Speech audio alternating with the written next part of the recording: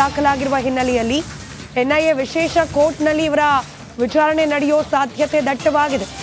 ಈಗಾಗಲೇ ಶರಣಾಗತಿ ಪ್ರಕ್ರಿಯೆಗೆ ಸಹಿ ಹಾಕಲಾಗಿದೆ. ನಕ್ಸಲರು ಸಹಿ ಹಾಕಿದ್ದಾರೆ. ಹಾಗೆಯೇ ಸರ್ಕಾರದ ಶರಣಾಗತಿ ಸಮಿತಿಯ ಸದಸ್ಯರು ಕೂಡ ಸಹಿ ಹಾಕಿದ್ದಾರೆ.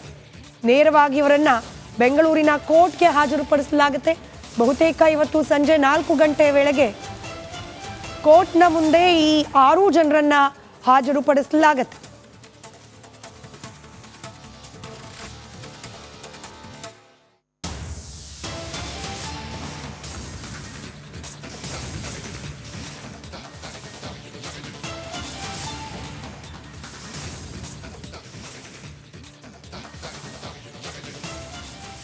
ಮತ್ತಷ್ಟು ಡೀಟೇಲ್ಸ್ ನಮ್ಮ ಪ್ರತಿನಿಧಿ ಸುನಿಲ್ ಧರ್ಮಸ್ಥಳ ನೀಡ್ತಾ ಹೋಗ್ತಾರೆ. ನೇರ ಸಂಪರ್ಕದಲ್ಲಿದ್ದಾರೆ. ಸುನಿಲ್, UAPA ಅಡಿಯಲ್ಲಿ ಪ್ರಕರಣ, NIA ವಿಶೇಷ ಕೋರ್ಟ್ನಲ್ಲಿ ವಿಚಾರಣೆ, ಮುಂದೇನೆಲ್ಲ ಡೆವಲಪ್ಮೆಂಟ್ಸ್ ಆಗಬಹುದು ಈ ವಿಚಾರದಲ್ಲಿ? ಎಸ್ ಸ್ಮಿತಾ, ಈಗಷ್ಟೇ ಸಿಕ್ಕಿರುವಂಥ ಒಂದು ಲೇಟೆಸ್ಟ್ ಅಪ್ಡೇಟ್ ಪ್ರಕಾರ ಈ 6 ಜನ ನಕ್ಸಲರು ಶರಣಾಗೋದಕ್ಕೆ ಮುಂದಾಗಿದ್ದರು. ಇದರಲ್ಲಿ ಕೆಲವೊಂದು ಪ್ರೊಸೀಡಿಂಗ್ಸ್ ಇದೆ. ಅಂದರೆ ರಾಜ್ಯ ಮಟ್ಟದ ಸಮಿತಿ ಮತ್ತು ಜಿಲ್ಲಾ ಮಟ್ಟದ ಸಮಿತಿ ಅಂತಿರುತ್ತೆ, ಸರ್ಕಾರದ ವತಿಯಿಂದ ಅಪ್ರೂವಲ್ ಆಗುವಂಥದ್ದು.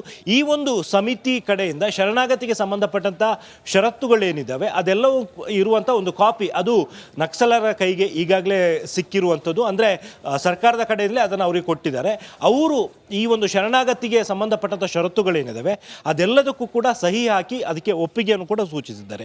ಈ ಹಿನ್ನೆಲೆಯಲ್ಲಿ ಅವ್ರನ್ನ ಈಗ ನೇರವಾಗಿ ಬೆಂಗಳೂರಿಗೆ ಕರ್ಕೊಂಬರಲಾಗತ್ತೆ ಅನ್ನುವಂಥದ್ದು ಮಾಹಿತಿ ಇರುವಂಥದ್ದು. ಇವತ್ತು ಸಂಜೆ ಸುಮಾರು 4 ರಿಂದ 5 ಗಂಟೆ ಸುಮಾರಿಗೆ ಅವ್ರನ್ನ NIA ವಿಶೇಷ ನ್ಯಾಯಾಲಯಕ್ಕೆ ಹಾಜರುಪಡಿಸ್ತಾರೆ. ಇಲ್ಲಿ ಒಂದು ಸಹಜವಾದಂಥ ಅನುಮಾನ ಇರುವಂಥದ್ದು, ಯಾಕೆ NIA ವಿಶೇಷ ಕೋರ್ಟ್ಗೆ ಹಾಜರುಪಡಿಸ್ತಾರೆ ಅನ್ನುವಂಥದ್ದು. ಬಹುತೇಕ ಎಲ್ಲ ಪ್ರಕರಣಗಳಲ್ಲೂ ಕೂಡ UAPA ಕಾಯ್ದೆ ಅಳವಡಿಕೆಯಾಗಿದೆ, ಅನ್ಲಾಫುಲ್ ಆಕ್ಟಿವಿಟೀಸ್ ಪ್ರಿವೆನ್ಷನ್ ಆ್ಯಕ್ಟ್.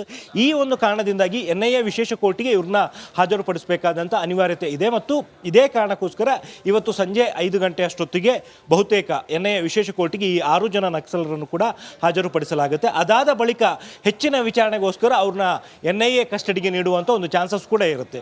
ಇದು ಬೇಸಿಕ್ ಆಗಿರುವಂತಹ ಕೆಲವೊಂದು ಪ್ರೊಸೀಜರ್ಸ್. ಇದೆಲ್ಲವನ್ನು ಕೂಡ ಇವತ್ತು NIA ಅಧಿಕಾರಿಗಳು ಮಾಡ್ತಾರೆ. ಅದಾದ ನಂತರ ಮುಂದಿನ ದಿನಗಳಲ್ಲಿ ಬೇರೆ ತನಿಖಾ ಸಂಸ್ಥೆಗಳು ಇವರ ವಿಚಾರಣೆ ಅಗತ್ಯ ಇದೆ ಅನ್ನುವಂಥದ್ದು ಕಂಡು ಬಂದಲ್ಲಿ ಆಗ ಕೋರ್ಟಿಗೆ ಮನವಿಯನ್ನು ಸಲ್ಲಿಸಿ ಅವ್ರನ್ನ ಬಾಡಿ ವಾರೆಂಟ್ ಮೂಲಕ ಮತ್ತೆ ತಮ್ಮ ಕಸ್ಟಡಿಗೆ ಪಡ್ಕೊಂಡು ವಿಚಾರಣೆ ನಡೆಸೋದಕ್ಕೆ ಅವಕಾಶ ಇರುವಂಥದ್ದು. ಸದ್ಯಕ್ಕೆ ಈ 6 ಜನ ನಕ್ಸಲರನ್ನ ಇವತ್ತು ಸಂಜೆಯ ಒಳಗಾಗಿ ಬೆಂಗಳೂರಿಗೆ ಕರ್ಕೊಂಡ್ಬಂದು NIA ವಿಶೇಷ ಕೋರ್ಟ್ ಮುಂದೆ ಹಾಜರುಪಡಿಸಲಾಗುತ್ತೆ ಅನ್ನುವಂಥ ಒಂದು ಖಚಿತ ಮಾಹಿತಿ ಸದ್ಯಕ್ಕೆ ಸಂಪರ್ಕದಲ್ಲಿರಿ. ಕಾಡಿನಿಂದ ಬರುವ ನಕ್ಸಲರು ಜಿಲ್ಲಾಧಿಕಾರಿ ಮುಂದೆ ಶರಣು. ಇದಾದ ಬಳಿಕ ಕೆಲವೊಂದು ಕಾನೂನು ಪ್ರಕ್ರಿಯೆಗಳು ಶುರುವಾಗುತ್ತೆ.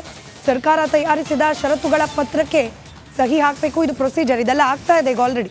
ಜಿಲ್ಲಾಧಿಕಾರಿಗಳು ಮತ್ತು SP ಸಹ ಸಹಿ ಹಾಕಬೇಕಾಗತ್ತೆ. ಬಳಿಕ ನಕ್ಸಲರನ್ನ ಪೊಲೀಸರ ವಶಕ್ಕೆ ಪಡೆದುಕೊಳ್ಳಲಾಗುತ್ತೆ. ಇದಾದ ಬಳಿಕ ಸಂಬಂಧಿಸಿದ ಕೋರ್ಟ್ ಮುಂದೆ ಹಾಜರುಪಡಿಸಲಾಗುತ್ತೆ. ಇದನ್ನೇ ನಮ್ಮ ಪ್ರತಿನಿಧಿ ಸುನಿಲ್ ಕೂಡ ಎಕ್ಸ್ಪ್ಲೈನ್ ಮಾಡ್ತಾ ಇದ್ರು. ಸಣ್ಣ ಪುಟ್ಟ ಪ್ರಕರಣ ಇದ್ರೆ ಸರ್ಕಾರ ಅವರನ್ನು ವಾಪಸ್ ಬಿಡಬಹುದು, ಆದರೆ ಕೊಲೆ ಪ್ರಕರಣ ಇತ್ಯಾದಿ ಗಂಭೀರ ಆರೋಪಗಳು ಇವ್ರ ಮೇಲಿದ್ರೆ ಅವರನ್ನ ಯಥಾವತ್ತಾಗಿ ಫ್ರೀಯಾಗಿ ಬಿಡ್ಲಿಕ್ಕೆ ಸಾಧ್ಯ ಇಲ್ಲ. ಕಾನೂನಾತ್ಮಕ ಪ್ರಕ್ರಿಯೆಗಳು ಮತ್ತಷ್ಟು ಪ್ರೊಲಾಂಗ್ ಆಗೋ ಸಾಧ್ಯತೆಗಳಿದೆ.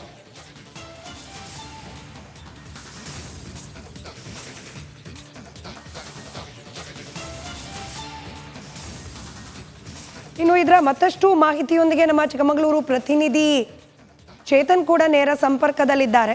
ಚೇತನ್, ಸಂಪರ್ಕದಲ್ಲಿರಿ. ಸುನಿಲ್, ಈ ಪ್ರಕ್ರಿಯೆಗಳ ಬಗ್ಗೆ ನೀವು ಎಕ್ಸ್ಪ್ಲೈನ್ ಮಾಡ್ತಾ ಇದ್ರಿ.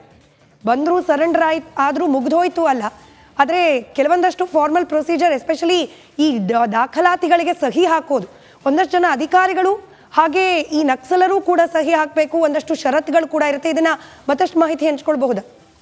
ಎಸ್ ಸ್ಮಿತಾ, ರಾಜ್ಯದಲ್ಲಿ ನಕ್ಸಲರ ಶರಣಾಗತಿಗೆ ಸಂಬಂಧಪಟ್ಟಂತೆ ಒಂದು ಸಮಿತಿಯನ್ನು ರಚನೆ ಮಾಡಲಾಗಿದೆ. ಇದರಲ್ಲಿ 2 ಥರದ್ದಿದೆ. ಒಂದು ರಾಜ್ಯ ಮಟ್ಟದ ಸಮಿತಿ, ಮತ್ತೊಂದು ಜಿಲ್ಲಾ ಮಟ್ಟದ ಸಮಿತಿ.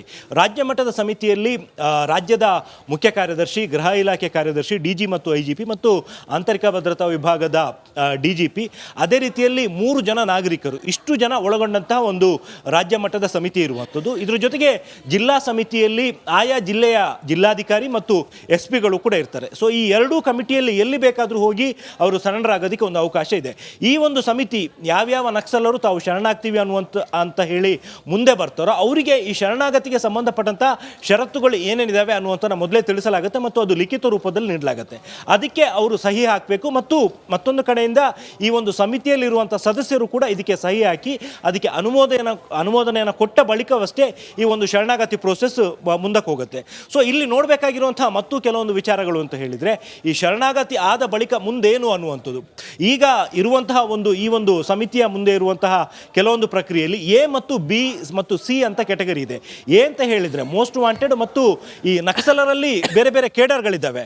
ಅಂದರೆ ನ್ಯಾಷನಲ್ ಕಮಿಟಿಯಲ್ಲಿ ಇರುವಂಥವ್ರು ಇದ್ದರೆ ಮತ್ತು ರಾಜ್ಯ ಮಟ್ಟದ ಕಮಿಟಿಯಲ್ಲಿ ಇರುವಂಥವ್ರು ಇದ್ದರೆ ಈ ಒಂದು ಎ ಕೆಟಗರಿಗೆ ಬರ್ತಾರೆ. ಅದರ ಜೊತೆಗೆ ಜಿಲ್ಲಾ ಮಟ್ಟದ ಕಮಿಟಿಯಲ್ಲಿ ಇದ್ದರೆ ಬಿ ಕೆಟಗರಿ ಮತ್ತು ಸ್ಥಳೀಯವಾಗಿ ಏರಿಯಾ ಮಟ್ಟದಲ್ಲಿ ಇದ್ದರೆ ಅದು ಸಿ ಕೆಟಗರಿ ಅಂತೇಳಿ ಬರುತ್ತೆ. ಈ ಎ ಕೆಟಗರಿಯಲ್ಲಿ ಇರುವವರಿಗೆ ಸರ್ಕಾರದ ಕಡೆಯಿಂದ 7.5 ಲಕ್ಷ ರೂಪಾಯಿ ಪ್ಯಾಕೇಜ್ ಘೋಷಣೆ ಆಗಿರುವಂಥದ್ದು. ಬಿ ಕೆಟಗರಿಯಲ್ಲಿದ್ದರೆ 5 ಲಕ್ಷ ಮತ್ತು ಸಿ ಕೆಟಗರಿಯಲ್ಲಿದ್ದರೆ 4 ಲಕ್ಷ ರೂಪಾಯಿ ಪ್ಯಾಕೇಜ್ ಘೋಷಣೆ ಆಗಿರುವಂಥದ್ದು. ಈ ಅಮೌಂಟ್ನ ಒಟ್ಟಿಗೆ ಕೊಡಲ್ಲ. ಅಂದರೆ ಈಗ 6 ಜನ ನಕ್ಸಲರು ಶರಣಾಗ್ತಿದಾರಲ್ಲ ಇವರೆಲ್ಲರಿಗೂ ಕೂಡ ಈ ಅಮೌಂಟ್ ಒಟ್ಟಿಗೆ ಕೊಡಲ್ಲ. ಮೊದಲು ಶರಣಾದ ತಕ್ಷಣ ಅವರಿಗೆ ಅರ್ಧ ಅಮೌಂಟ್ ಸಿಗುತ್ತೆ. ಅಂದರೆ 7.5 ಲ್ಯಾಕ್ಸ್ ಎ ಕೆಟಗರಿಯಲ್ಲಿದ್ದರೆ ಅದರ ಅರ್ಧ ಭಾಗ ಸಿಗುತ್ತೆ. 2 ವರ್ಷ ಆದ ಬಳಿಕ ಅವರಿಗೆ ಇನ್ನುಳಿದಂಥ ಅಮೌಂಟ್ನಲ್ಲಿ ಅರ್ಧ ಭಾಗ ಸಿಗುತ್ತೆ. ಅದು ಯಾವ ಥರ ಅಂತ ಹೇಳಿದರೆ ಅವರ ನಡತೆ ಯಾವ ರೀತಿ ಇದೆ ಅಥವಾ ಮತ್ತೆ ಯಾವುದಾದ್ರು ಕ್ರಿಮಿನಲ್ ಕೇಸ್ಗಳಲ್ಲಿ ಭಾಗಿಯಾದರೆ ಆವಾಗ ಈ ಪ್ಯಾಕೇಜ್ನ ಉಳಿದ ಅಮೌಂಟ್ಗಳು ಕೂಡ ಸಿಗಲ್ಲ. ಅದ್ರ ಜೊತೆಗೆ ಅವರು ಇನ್ ಕೇಸ್ ಏನಾದರೂ ನಾವು ಸ್ವಯಂ ಉದ್ಯೋಗವನ್ನು ಮಾಡ್ಕೋತೀವಿ ಅಂತ ಹೇಳಿದರೆ ಅದಕ್ಕೆ ಸರ್ಕಾರದ ಕಡೆಯಿಂದ ಕಡಿಮೆ ಬಡ್ಡಿ ದರದಲ್ಲಿ ಸುಮಾರು 5 ಲಕ್ಷ ರೂಪಾಯಿವರೆಗೆ. ಸುನಿಲ್, ಸಂಪರ್ಕದಲ್ಲಿ ಚಿಕ್ಕಮಗಳೂರಿನಲ್ಲಿ ಈ ಸರೆಂಡರ್ ಪ್ರಕ್ರಿಯೆ ಸಂಬಂಧಪಟ್ಟಂತೆ ಒಂದಷ್ಟು ಡೆವಲಪ್ಮೆಂಟ್ ಆಗ್ತಾ ಇದೆ. ನಮ್ಮ ಪ್ರತಿನಿಧಿ ಚೇತನ್ ಅದನ್ನ ಎಕ್ಸ್ಪ್ಲೈನ್ ಮಾಡ್ತಾ ಹೋಗ್ತಾರೆ. ಚೇತನ್, ಸಹಿ ಹಾಕೋ ಪ್ರಕ್ರಿಯೆ, ಸರೆಂಡರ್ನ ಪ್ರಕ್ರಿಯೆ ಬಹಳ ಸುದೀರ್ಘವಾದದ್ದು. ಏನಾಗ್ತಿದೆ ಸದ್ಯಕ್ಕೆ?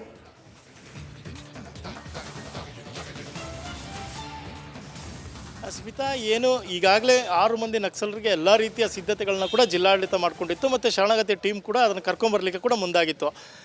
ನಿನ್ನೆಯಿಂದಲೂ ಕೂಡ ಒಂದಿದ್ದು ಜಿಲ್ಲಾಧಿಕಾರಿ ಕಚೇರಿ ಮುಂದೆ ಅವರು ಹಾಜರಾಗಬೇಕು. ಅದು ಚಿಕ್ಕಮಗಳೂರು ಜಿಲ್ಲಾಧಿಕಾರಿ ಮೀನಾ ನಾಗರಾಜ್ ಮತ್ತು SP ವಿಕ್ರಮ್ ಅಮಟೆ ಅವರ ಮುಂದೆ ಹಾಜರಾಗಬೇಕು ಅನ್ನೋಂಥದ್ದು. ಈ ಹಿಂದೆ 2007ರಿಂದಲೂ ಕೂಡ ಯಾರೆಲ್ಲ ಶರಣಾಗತಿ ಆಗಿದ್ದಾರೆ ಅವರೆಲ್ಲರ ಪ್ರಕ್ರಿಯೆ ನಡೆದಿರುವಂಥದ್ದು ಜಿಲ್ಲಾಧಿಕಾರಿ ಕಚೇರಿಯಲ್ಲಿ ಜಿಲ್ಲಾಧಿಕಾರಿಯ ಸಹಿ ಮೂಲಕನೇ ಅವರು ಶರಣಾಗತಿ ಪ್ರಕ್ರಿಯೆ ಆಗಿರುವಂಥದ್ದು. ಆದರೆ ಬೆಳಗ್ಗಿನಿಂದಲೂ ಕೂಡ ಏನು 6 ಮಂದಿ ಏನು ನಕ್ಸಲರಿದ್ದಾರೆ ಅವರ ಸಂಬಂಧಿಕರು ಕೂಡ ಆಗಮಿಸಿದರು. ಎಲ್ಲರೂ ಕೂಡ ಪ್ರವಾಸಿ ಮಂದಿರಲ್ಲಿದ್ದರು, ಪೊಲೀಸರು ಕೂಡ ಇದ್ದರು. ಯಾವೆಲ್ಲ ರೀತಿ ಭದ್ರತೆಗಳನ್ನ ತೆಗೆದುಕೊಳ್ಬೇಕು ಅವನ್ನೆಲ್ಲವೂ ಕೂಡ ತೆಗೆದುಕೊಂಡಿದ್ರು. ಮತ್ತು ಪ್ರಮುಖರಾದ BT ಲಲಿತಾ ನಾಯ್ಕ್ ಇರ್ಬೋದು, KL ಅಶೋಕ್ ಇರ್ಬೋದು, ಸಿರಿಮನೆ ನಾಗರಾಜ್ ಇರ್ಬೋದು, ಎಲ್ಲರೂ ಕೂಡ ಬಂದು ಕಾಯ್ತಾ ಇದ್ರು. ಅಂದರೆ ಇನ್ನು 10ರಿಂದ 15 ನಿಮಿಷಗಳಲ್ಲಿ ಬರ್ತೇವೆ ಅನ್ನೋಂಥ ಮಾತನ್ನು ಹೇಳ್ತಿದ್ರು. ಒಂದು ವೇಳೆ ಆಲ್ದೂರನ್ನು ದಾಟಿದ್ದೀವಿ ಅನ್ನೋಂಥ ಮಾಹಿತಿಯನ್ನು ಕೂಡ ಅಲ್ಲಿದ್ದ ನಕ್ಸಲರ ಜೊತೆ ಯಾರಿದ್ದರು ಶರಣಾಗತಿ ಟೀಮ್ ಅವರು ಕೂಡ ಮಾಹಿತಿಯನ್ನು